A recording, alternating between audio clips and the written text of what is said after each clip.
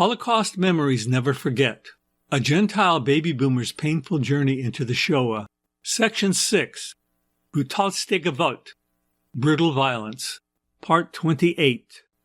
From the 1st of January 1943 until the end of the war, May 1945. On the 9th of July 1944, and only 3 days after Regent Miklos Horthy of Hungary stopped the deportation of Jews to Auschwitz, a Swedish ambassador named Raoul Wallenberg arrived in Budapest. Wallenberg immediately began the process of interacting with the German and Hungarian authorities, from whom he gained permission to issue documents to Jews verifying that they were Swedish subjects and thus immune from arrest or deportation. Disregarding the danger to his life and passionate about saving as many Jews as possible, the young Swedish ambassador nonetheless issued many thousands more of those fake passes than had been approved by the two governing bodies. With funds from the War Refugee Board, which was financed mostly by American Jews, he bought 32 buildings, declared them to be part of protected Swedish territory, and used them to hide tens of thousands of Jews from the deadly clutches of the SS. During the Soviet siege of Budapest, he was ordered to go see General Malinovsky on the 17th of January 1945, after which he was never officially seen again. Several accounts of Raoul Wallenberg's fate have circulated, but most historians think he was arrested, taken to Moscow, and murdered at Lubyanka prison in 1947. In terms of those who risked so much to save Jewish lives during the war, Wallenberg has understandably received an enormous amount of attention from writers, historians, and filmmakers. However, in Budapest at least, he was actually a latecomer to the dangerous, often deadly task of saving Jews from Hitler's extermination camps.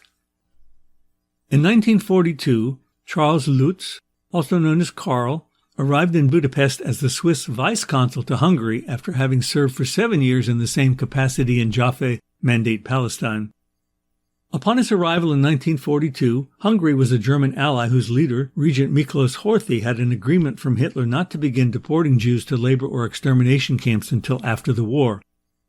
Karl Lutz obtained permission to issue 7,800 numbered letters of protection to Jews, verifying that they were Swiss subjects and had permits from Britain to travel to Palestine.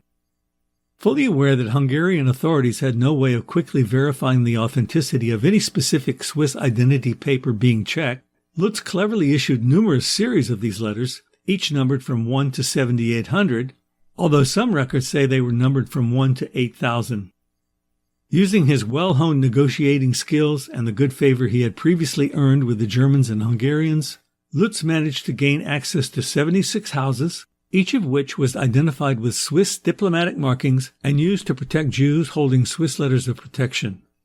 Shortly after the Germans took over Hungary in March 1944, but before the 6th of July, when Regent Horthy issued the order stopping Jews from being sent to death camps, Eichmann began the deportation of Jews to Auschwitz, an act which placed the lives of all those trying to protect Jews in grave risk. During the time that Lutz was in Hungary, he managed to get 10,000 Jewish children into Palestine and is credited with saving 62,000 of the nearly 100,000 Jews in Budapest. Besides Lutz and Wallenberg, some records show that there were as many as 400 people involved in hiding Jews from the SS and Gestapo, many from countries who secretly worked with their nation's representatives and consuls in Hungary.